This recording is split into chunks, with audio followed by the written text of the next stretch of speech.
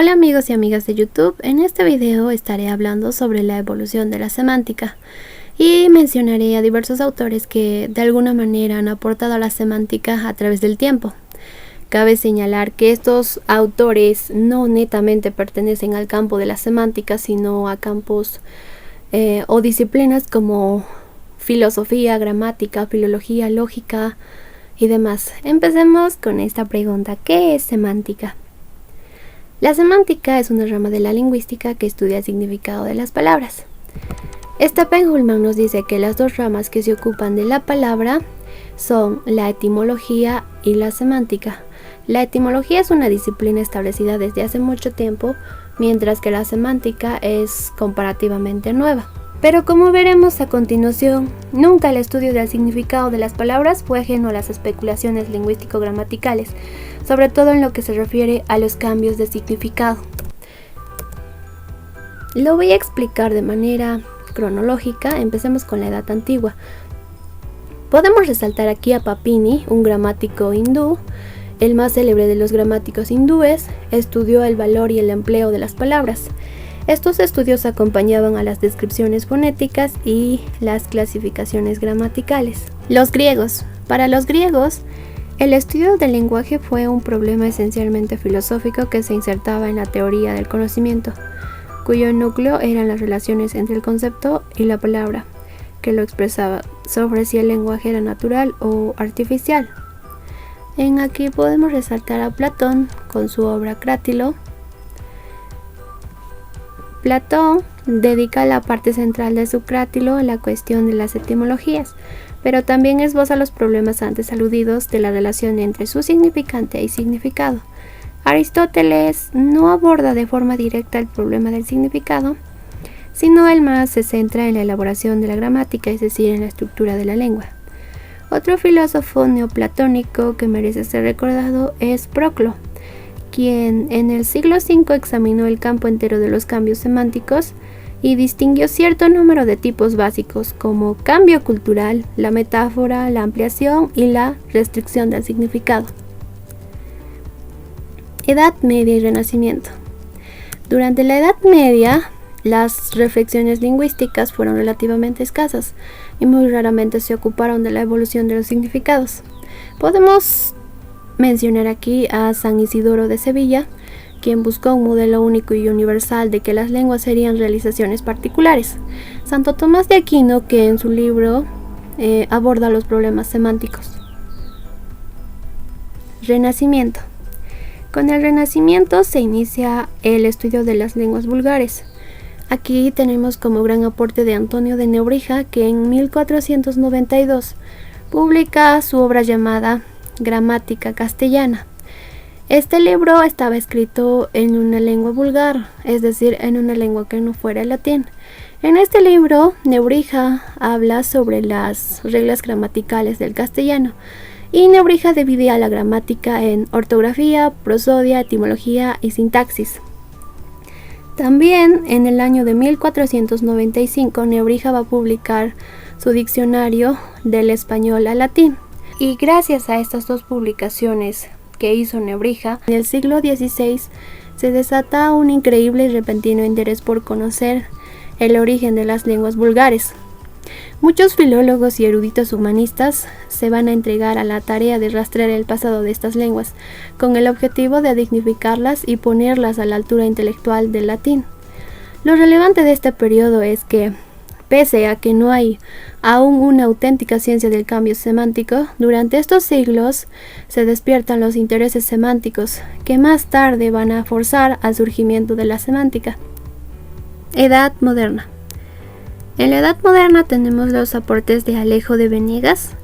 La primera obra etimológica del español se la debemos a Alejo Benegas, quien publicó en 1565 su trabajo titulado Agonía del tránsito de la muerte.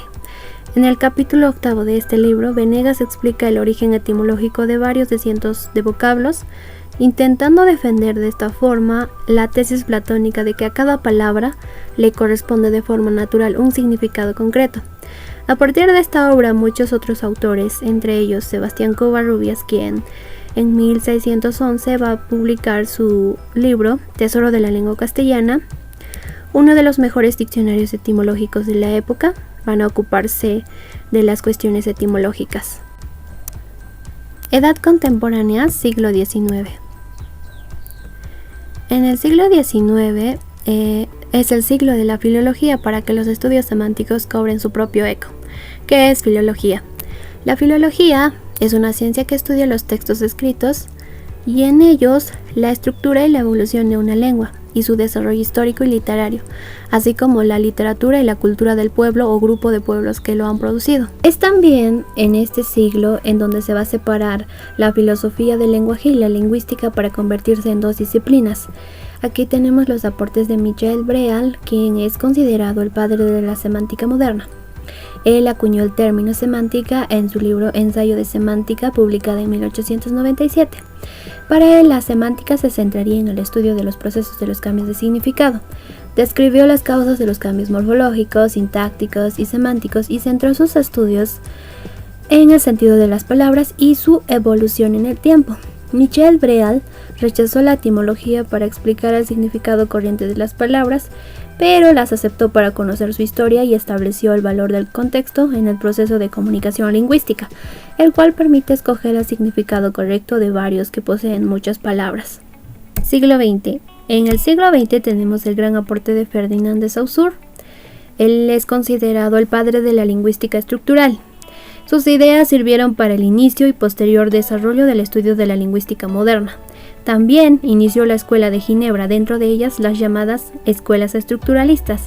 Con Saussure se pasó a la consideración de la palabra aislada a la palabra en el sistema. Fue un paso muy importante que se ahondará en el transcurso del siglo XX. Uno de los aportes más relevantes de Saussure es el Curso General de Lingüística, que sirvió para la constitución de la lingüística como una ciencia. Saussure define la semántica como el estudio del significado de los signos lingüísticos, esto es, palabras, expresiones y oraciones. El signo lingüístico estudia los elementos o los rasgos del significado y cómo se relacionan dentro de un sistema lingüístico. Otro de los aportes es de Jos Trier, quien nos habla de la teoría del campo semántico. Él define el campo semántico como un conjunto de palabras o elementos significantes con significación relacionados, debido a que comparten un núcleo de significación o rasgo semántico o sema común, y se diferencian por otra serie de rasgos semánticos distinguidores. Es más, el significado es toda unidad lingüística, está determinada por las relaciones paradigmáticas y sintagmáticas que se establecen entre esta unidad y las demás unidades del sistema lingüístico. Ludwig Wittgenstein, él nos dice que la significación de una palabra es su uso en la lengua. Lo primero que se percibe son las diferencias significativas entre las palabras que aparecen juntas. Para él, el significado de una palabra no es el objeto que denota, sino el uso que se le puede dar en uno de los muchos juegos lingüísticos. Louis Hemsleb. En 1956, él analizó la posibilidad de una estructuración de los significados. Él propone como única solución para convertir el léxico en un objeto estructurado es el convertir las clases abiertas en pequeñas clases cerradas. Las clases abiertas son, por ejemplo, los adjetivos y las clases cerradas son las proposiciones. Julius Greimas. Su gran aporte fue su obra llamada Semántica Estructural, una obra fundamental que se trata de una investigación metodológica importante. Él define la semántica como la suma de todos los posibles significados que pueden ser producidos por los sistemas de valores de toda la cultura de una comunidad etnolingüística.